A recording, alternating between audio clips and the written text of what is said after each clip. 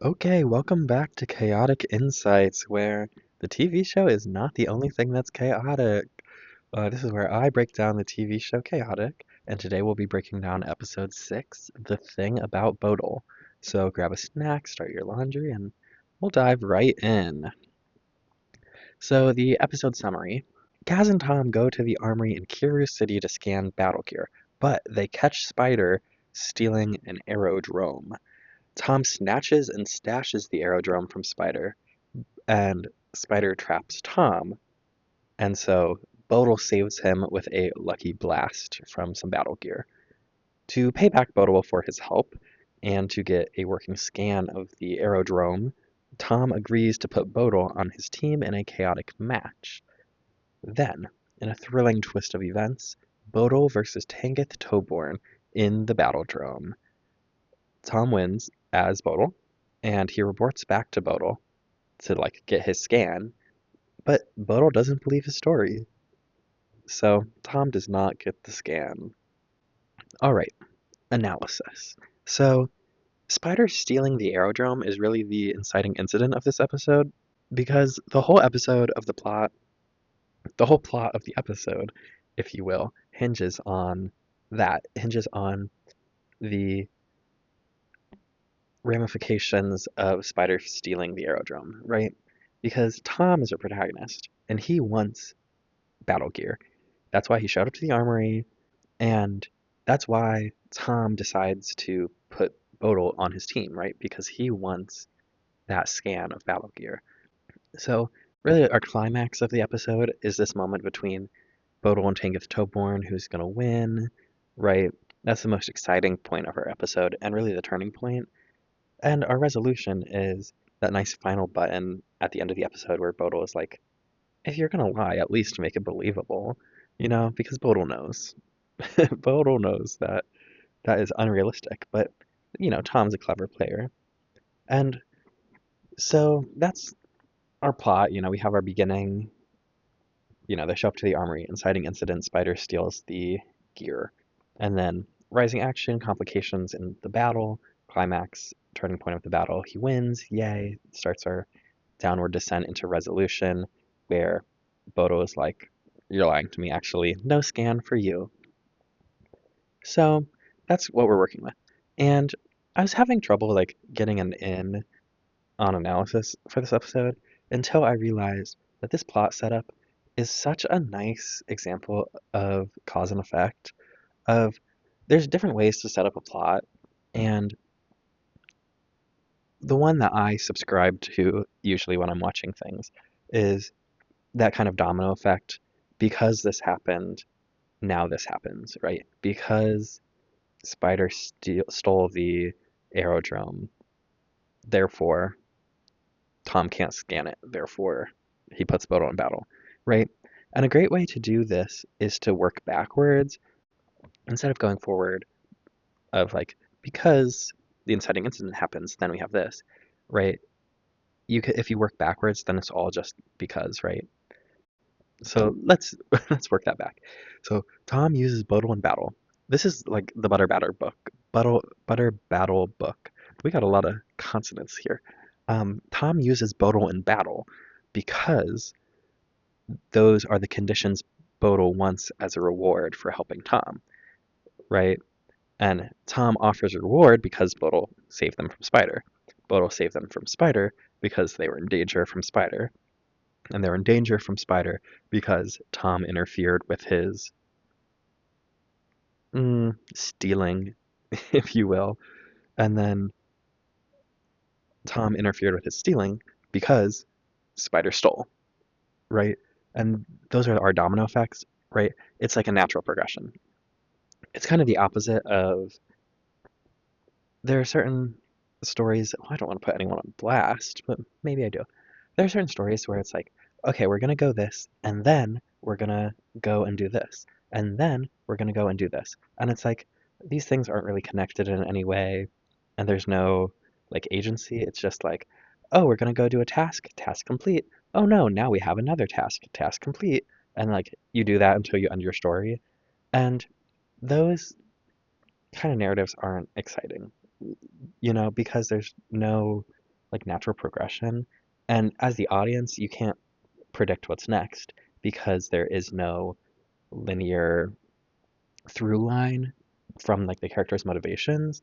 And so I have a specific movie in mind that I, I have a very clear example, but it's just, you know, it's bad because as an audience member, you want to be invested. And when a plot device goes, we're going to go do this, and now we're going to go do this, like, I don't invest as an audience member. So the way this domino effect thing works is it helps me invest, right? Like, I know there are consequences to their actions that are logical, and I'm able to follow the story and, kind of predict what's going to happen. And so I just thought it was a nice example of that way to break down plot. Other things we get in this episode is this is the first time we see Bodal, and we get a nice characterization of him, right? They introduce his character and they tell us about him, right? What are his qualities? Why should we care? Why should we not care? How should we feel about him? And there's two different ways to characterize, and one is direct and one is indirect. And so direct is like when your narrator tells you about a character. You know, our character is short and green and wears a blue coat, right? And so we don't have a narrator in this situation because it's a TV show, and we're not really doing the voiceover thing, but we get that kind of direct characterization from looking at him. Like we can see that he's short and green and is wearing a blue coat from the character design, so we don't need to be told that. But we do have other characters saying things about him, right? So even though the narrator isn't directly facilitating, like, these are facts about Bodal, right? We have Kaz calling him the babbling black hole of boring. You know, seems a little charged, right? But we learn that Bodal is perceived as babbling and boring. We have, look at his stats, not exactly a powerhouse, right? We're being told he's not powerful, he's not strong in the battledrome. And then nobody ever uses Bodal, speaking about the battledrome, right? That connects to because he's not a powerhouse. Bodal says he knows his way around. That comes back. Obviously, that's a through line for the episode. Um, he's also called an annoying little twerp, and he's not half as annoying as the real thing when, like, in the drome. And then that's pretty much it. These are the things that people say about Bodal, right? And this kind of dictates how Bodal is perceived. Like we gather what his reputation is through these comments. We gather that people think he's annoying. People think he's annoying because he's boring and he babbles, right? Which I wouldn't know anything about that, but babbling, boring, and like not powerful. And therefore, nobody uses him in chaotic because he's not a useful card in battle, right? So that's his reputation. But then we also have like indirect ways to characterize him, right? We have, circling back to his character design. Oh, I don't have a picture of him, right? But there are certain things about character design that you're like, oh, this is very stiff. He must be a rigid character, right? And you can kind of make those connections. But things that I think are indirect are like his voice acting is very, I don't say nasally, but there's a certain timbre to it that, the audience will have associations with, right? And they can dictate for themselves whether they think that voice is annoying or not. And then we also have his actions. That's pretty much the best way to gather information on Bodal is his actions. He is stumbling with this bulky battle gear, which why did he choose the bulky battle why did he choose the bulky battle gear? I don't know. He pulls out a laser later. Like obviously there are things that are weight and size appropriate for him, like the hand laser that he could use, but he chooses this big gun that he stumbles around with. Crazy. Crazy. So him stumbling around with this bulky battle gear is, showing us that maybe he's physically weak. He's not exactly a powerhouse. It reinforces that point. We also get a weak Pebble Storm from him. His Pebble Storm, weak. Reinforce him that he's not exactly a powerhouse. We see that maybe he's not the best shot, but he is a lucky shot with that battle gear, right? even though he doesn't have the great aim, it does what he wants. So we can infer maybe he's lucky. Next, we see him doing inventory and navigating the city. Maybe he's studious. Maybe he's good at his job. You know, maybe he takes his job seriously. Navigating the city, it shows that he knows his way around and he's clever. He knows the ins and outs of the city in a way that maybe other characters don't. And then finally we get Bodal's words about himself, right? So this is a combination of like direct and indirect. And he says, he says, I'm extremely important, yet extremely unappreciated. Um, and like, okay, good for him. So we get the information that he is an important servant to Maxor. What's his job title? He doesn't say. You know what I mean? He's not like, I am the armory keeper, right? Not his job title. He says that he is a servant to Maxor. Okay, serve. You know what I mean? Bodal, if you're gonna serve Maxor, you better serve. But he also delivers it in a way that is so stuck up and self-important. He is not beating the overworld allegations, of being self-important. He says it in a way that's so stuck up and self-important. I'm extremely important, yet extremely underappreciated. Okay, Bodal. So, that's we're getting. Okay, he's stuck. Like the way he said it, because he could have said it in like an earnest, "This is my job. I'm so humble" kind of way. But no, he said, "I'm extremely important." Don't you know that? Obviously, Bodal, we don't. Bodal, obviously, we don't know that. This is the first time we met you. But that is how we get this characterization of Bodal. So our first time meeting him, we learn he's, annoying and babbling and stuck up and self-important.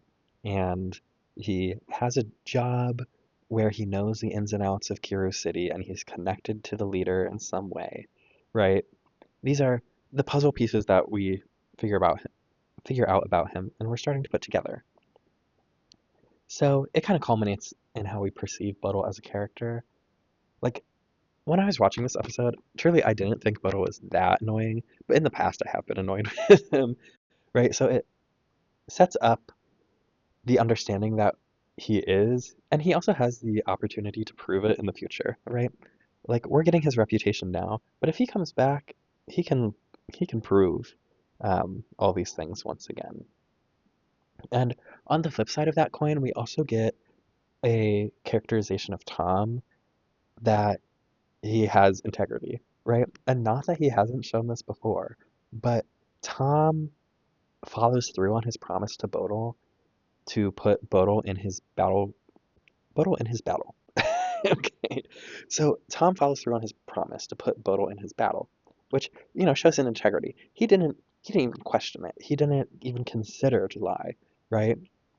Bodal is like, you're lying, actually. And Tom is like, I didn't even consider that as an option. I would have just done that if I knew that was an option. But he doesn't even consider it. He knows that, he would never lie. He's following through on his word. He is standing up for what's right, for the little guy. And that is noble, and he, shows integrity. And now, even if he didn't lie about putting Bodal on his team, he was a little bit strategic about it. He said, I'm going to put Bodal in the back, so hopefully I don't have to battle with Bodal. And, that's smart, because, his plan was to go back to Bodal and say, I didn't battle with Bodal, but I put Bodal on my team, and those were the terms and conditions of the Bodal battle.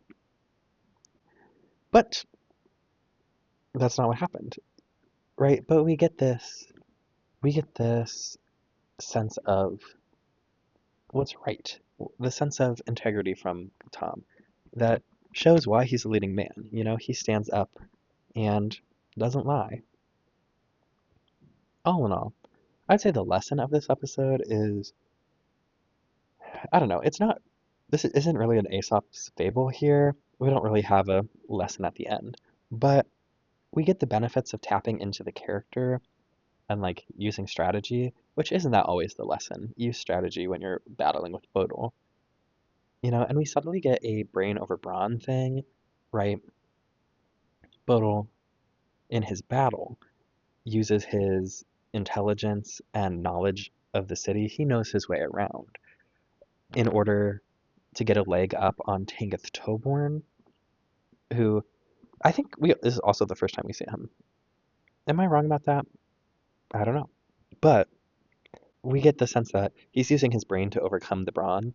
And so we get a brain over brawn use strategy lesson to this narrative. Now on to lore.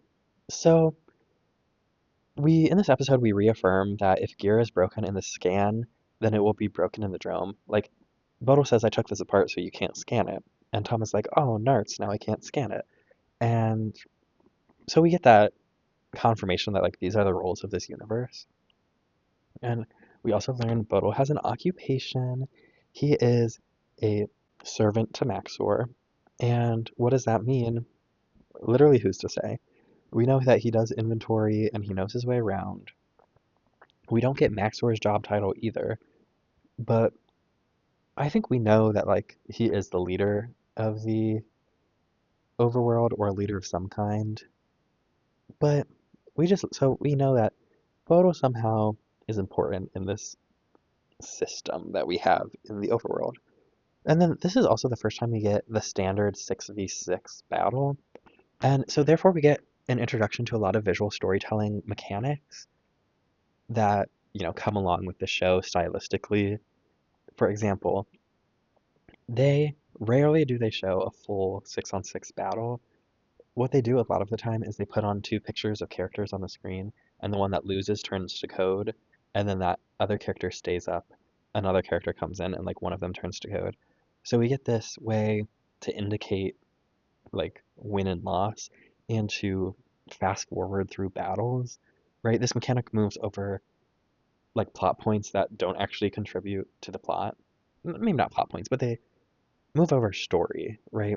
Sure, this battle happens in real life or in real chaotic, but we don't need to see the whole thing. We're telling a story. It's about the narrative. And so even in this episode, this battle, we only get the moments that show the plot propelling forward. We get the moment Maxor beating Tangeth Toborn the first time. And then we have Ramusa bringing Tangeth back with his music. And then we get Tangeth Toborn accidentally beating Maxor. And then we get Tangeth losing to Bodal, right? So those are the four plot points in this battle that actually affect the narrative. Tom is the winner. He thinks he's going to see this whole way through. Then, plot twist, Ramusa brings Tangeth Toborn back. Tangeth Toborn beats Tom's best player. And then so that's how we end up with Tangeth versus Bodal, the climax of our show. But they didn't show all of those battles in between. It uses this visual storytelling storytelling mechanism. They introduced this mechanic that moves the story forward in a visual way because, what is TV but a visual medium? And so they're visually moving the story forward without us having to see every single one of those battles. More lore, we have this episode gives Tom another win, but also demonstrates his skill as a player. And that is so interesting to me to write that down because that's true. Like, Tangeth Toborn only beats Maxor on accident from, like, Maxor misstepping and he, like, falls off the waterfall into a glacier. Like, if he landed in the water, he'd probably be fine. But he landed on, like, ice, and that hurt, and he lost the battle. But, so Tangeth Toborn kind of got lucky in that moment. So we see the turn of fate be based on luck of the opponent, and we also see Tom has this natural instinct for tapping into a character's intuition. So he learns Bodal's knowledge about how to get around, and he uses that intuition to beat Tangeth Toborn, right? That's pretty impressive. Especially he is a pretty new character, or pretty new to battling in the real world of the beta dromes and the battle dromes and Param and whatnot. He is pretty new to all of this still. And so being able to kind of consistently pull out these wins, even if they are, based on luck or skill or his Maxor, it is pretty impressive. And I will add that the Bodal win is entirely hinged on the location. So Tom did get lucky, but that's part of the game. You have so many different factors: location, character, or creature rather, and battle gear and music, and how does that formula all come together to create this special sauce that is a battle, right? But Tom, he knows his ingredients, and he knows, okay, maybe a little nutmeg is going to get me a win, right? He said tapping into Bodal in Curious City, that is the way to do it. And he did it. And so we have to give Tom his props. On to fun facts and other notes. So I have to mention they did it again, and I wonder if this is just like a stylistic choice from the Chaotic team, but we see the silhouettes of Kaz and Tom before we actually see them, and the same thing happens with Spider when he has a leg come out with the aerodrome before he actually comes out, and it builds suspense, I suppose. But this has happened a lot in these first 6 episodes of like we get a hint of a character before they're like actually introduced. We get an establishing shot of the hand, we get a silhouette of somebody running, or we get these like pieces before we get the whole thing. And I just want to point it out. That's my little fun fact. And also something I have to note is the comedy. This episode, you know, it's not I wouldn't call this show like this show isn't inherently a comedy, but they use so much humor in it. Specifically the moment where Tom and Bodil have this interaction of Bodil says, "Who are you?" And Tom says, "I'm Tom." And then Bodil like blinks twice, and we get a sound effect that is some kind of mallet instrument. I think it might be a marimba, where that matches his blink. It's kind of like a Foley for his blink. And that underscoring makes the moment so funny, right? Who are you? I'm Tom. Blink, blink. Crazy. That is so funny. And it also, like, the underscoring there really goes to show that saying I'm Tom really, it means absolutely nothing to Bodil. It means absolutely nothing, right? He goes, "Who are you?" And he says, "I'm Tom." And he says, "Okay, and what about it? Like, so that's your name, but like, who are you? Why are you here?" Right? Bodo's asking this question for information. Who are you? I'm a chaotic player who just wanted to help. I'm a friend. I'm an ally. I'm, the person who stashed the aerodrome. I don't know. But he just says, I'm Tom. Okay. you know? Thank you, Tom. It's a real like, who are you? I'm Tom. Thank thank you so much for that, Tom. And it really got me. I thought it was so funny. And my final little fun fact we have for this episode is Spider. And so I think we have to talk about him. He is fun, I think. A reoccurring character for sure. He comes back. And the thing is, I did do a little searching up on my laptop, and I don't think he has an officially released card, right? Like Thorax had that Comic-Con card, but I don't think Spider has an officially released physical card. And I wonder why that is. Um, he does, like, there was art that I found, and I think that might be official art because, like, if he's used in the Battle Drum, they have to have art there to put him. But is he? I don't know. So we'll have to keep an eye out. That's just my little fun fact. And talking about Spider, so we know he is an underworlder. I don't think that's explicitly mentioned in there, but this is just something we know, right? He is from the underworld, but he's a spider, like bug, that is a bug. And so, even though bugs are kind of Damian, right? Like they kind of took claim on the whole bug thing, they are more insect and spider is arachnid. And so we have that division there that like the audience knows something about bugs that like spiders are not ants or bees, right? We have a distinction. So maybe that justifies him being an underworlder, but also maybe we're not so different than we think, right? A bug could be a Danian, a bug could be an underworlder. We're all the same at the end of the day. And isn't that chaotic?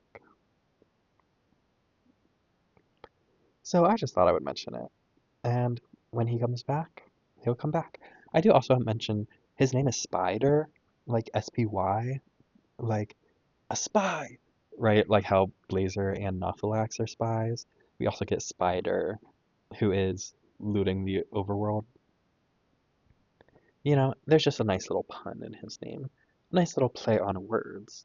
And isn't that lovely? So some final thoughts would be, you know, this episode, it's solid. I think like from a craft perspective of, this plot is pretty airtight and there's some comedy and there's drama and it's exciting and there's action, right? It's a decent episode. The title is The Thing About Bodal. And oh boy, do they tell us about Bodal, right? But what is the thing about Bodal? What The title is The Thing About Bodal, but the thing about Bodal is like, what do we learn about him? We learn that he knows his way around, and so that's the thing about Bodal. The thing about Bodal is he knows his way around, and isn't that fun? You know, the thing about Bodal is he knows his way around. Not that he's powerful, not that he's, sociable, but he knows his way around, and props to him for that. So overall, decent episode, and we learned a little. All in all, that's it. That's all I got. So thank you for watching, and I'll see you next time.